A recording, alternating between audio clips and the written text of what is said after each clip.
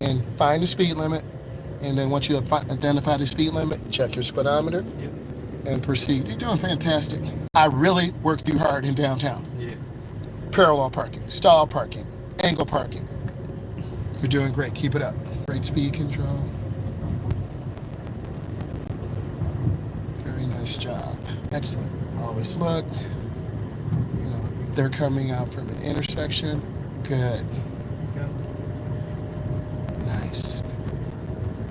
Perfect. You really have improved in your speed control, lane positioning, observation skills, maneuverability. Everything is perfect. Cruise. Good. It's all about supporting your students. No one needs to be screamed at. Squeeze the brakes, slow us down. We got some pedestrians. Jaywalkers. Yep, jaywalkers, 100%.